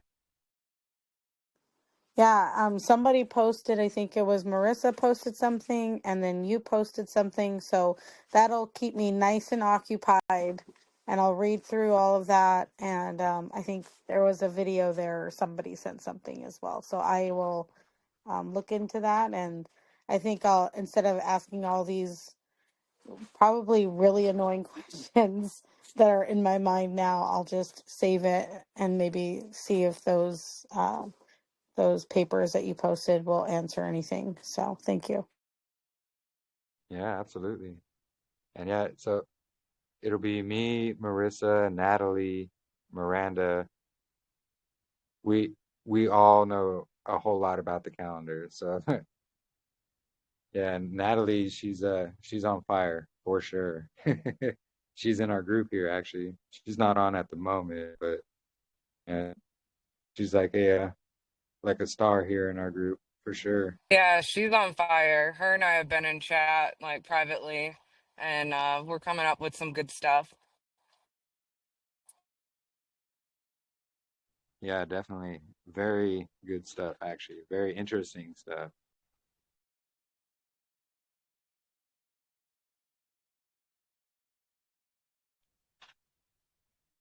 But we'll get more into that when more is revealed. But yeah, no, you are more than welcome here, sister, and we're definitely glad to have you for sure. And I know your brother Awesome. Yeah, I was following. I don't. Are you guys familiar with Noel Joshua Hadley? Oh yeah, I know him. Yeah. So I was following that group for a while, and then I was sticking out like a sore thumb. So I like, well, I don't Yeah, belong here. yeah, he's what's the word? Eccentric, I guess. I mean, I've watched some of his work. He has some good things to say, but yeah, no, I know what you're talking about. Yeah, I mean, there's, you don't throw the baby out with the bathwater, and I'm all about, kind of thinking outside of the box. So, Well, that's good because that's what we do here, and we try to back it all up with scriptures. So that's our foundation. amen. Yeah, no, most of us have been here. See, we started this group basically a year ago now, and it started with just a few of us in here, and we never imagined it was going to grow to this level, but all praise to the Most High that it has. And it's more than just an online thing for us. We're truly family here. So if you see the chat blown up or there's 1,000 messages that you missed, it's probably just good conversation that we're having in there. Yeah, I got to figure out how to work all of this. So, I barely know how to work my text messages. No, I feel you. I'm not very technically savvy either myself, but I'm learning.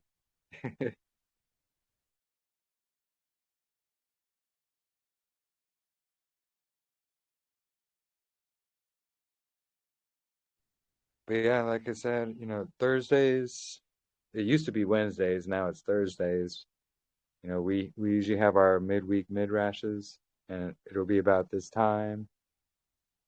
And then this Saturday, we're having that health fellowship. And then Sundays until March 21st, we're going to be observing Sabbaths on Sundays, and that's going to be our main fellowship. And then March 21st comes, and it's going to jump to Tuesday. And where did Marissa go? I was going to see if she can explain that, but she dipped out.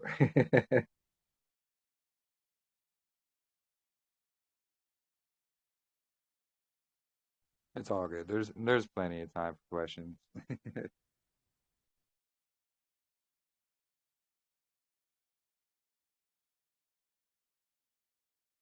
And yeah, we have people from all across the earth as well. All across the U.S., the U.K., Australia, New Zealand. So, how did they find you guys? Like just word of mouth, kind of like what Natalie did on her Instagram? Yeah, and word of mouth from people in our group. I actually have a YouTube channel as well myself. I could share that with you. And I Oh, actually post all of our fellowships that we have here on my YouTube. But in our library group, we're going to have some videos that did not make it to YouTube because they didn't like the information presented in there. So, but yeah, here's a link to my channel there. Uh, where's the middle? Or yeah, Enoch 26 was it? Actually, 24 through 26. Awesome. Yeah, I need to look it up in the Dead Sea Scrolls, Enoch as well. That'd probably be good to compare.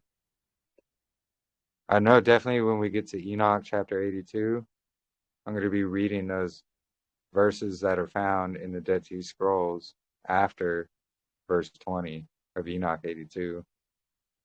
And it's going to continue to describe, the other two of the four seasons, because we only get two seasons in Enoch 82 and then it cuts off. It's because the other two are missing and omitted, but they're found in the Dead Sea Scrolls.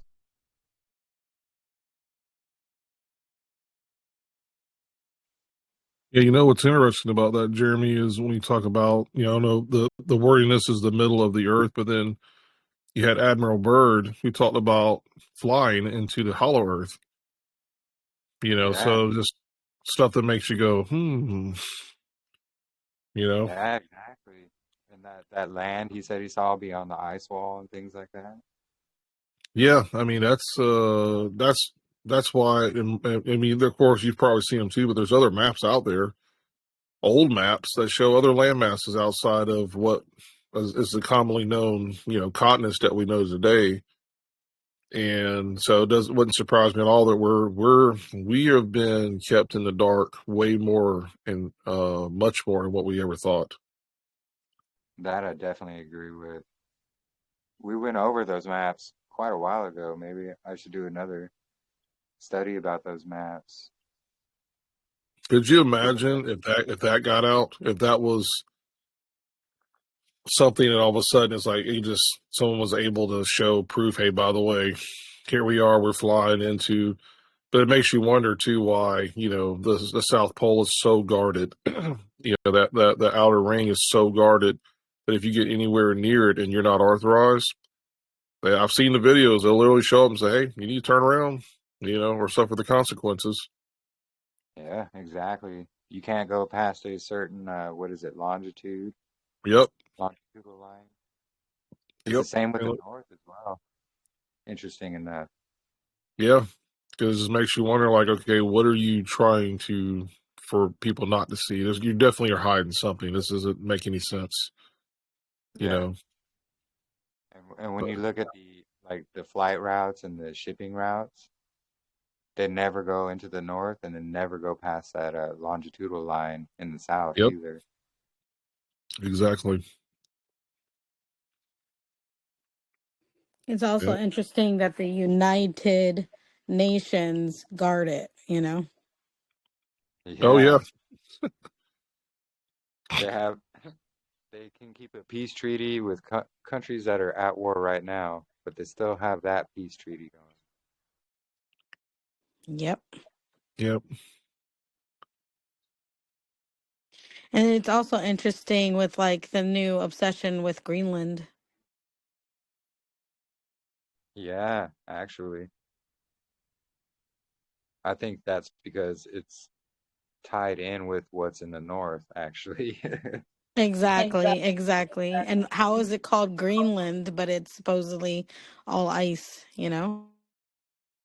Right?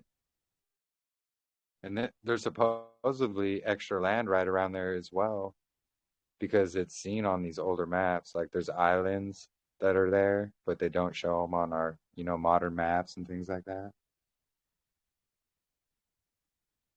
It goes pretty deep with everything that they hide, honestly. Something about the maps like is also like way off because I don't know if it was Greenland was bigger, but it's depicted as way smaller or something like that. And then Natalie was also saying that between like Alaska or something like that, there's like three different time zones. I don't remember. Yep, between Alaska and Russia right there. Oh There's yeah, that 3 mile stretch or something. yeah, there's like 3 hours or three time zones that are just straight missing right there. And so 3 hours is a lot of land. Like I'm here in Arizona, and 3 hours ahead of me, well, when it's not daylight savings anyway, is the East Coast. So all that land in between, that's what is missing there, and that's what we believe anyway. There's actually there's a sister, she has a channel, it's called Leaving Babylon, and it talks about, what's the name of the video? The Sides of the North or something like that is the name of the video. But she shows a lot of old maps that show this landmass that is literally situated right there. And then she goes forward to show, even shipping and flying routes, they avoid that spot just like they avoid the north and the south too. You said it. So The channel is called Leaving Babylon. it's really, really fascinating and interesting. It's Leaving Babylon. Here, I can try to find her channel real quick. In the library group, there's also like a tab called the North, and Natalie has posted over like 15 old maps in there. Yeah. Yeah, Natalie's on fire with all that. Oh, we actually do have that video in our group as well, somewhere. Yeah, she's got all the receipts. Yeah, definitely. That's my girl. Yeah. Yeah. Oh, there you go. Thank you for sharing the vine there, brother. Yeah, let's show Christmas his fellowship. He's got really good stuff. I appreciate that. Thank you. No problem, brother. And yeah, Sister Cam. I would definitely agree with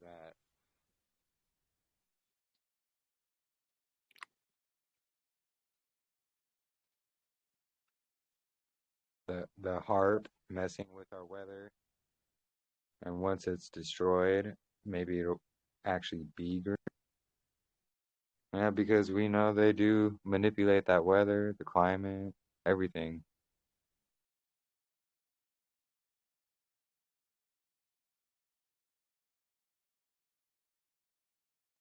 Yeah, no problem, Sister Ashley. It's definitely enough to keep you busy.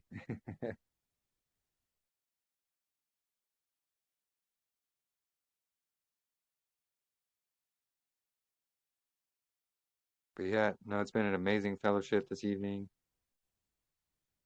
I got, actually, my son's mother is going to be calling in about 15 minutes here, so we will probably be ending it here.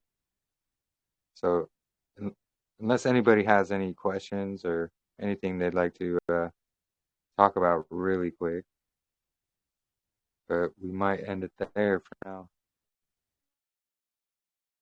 And then Saturday, I'll do that once we finish here, but I'll schedule up the health fellowship for Saturday. And when I schedule it up, there'll be like a little notification on the top right, and you can just tap the notify me, and it'll give you what time it'll start in your time zone that you're at as well.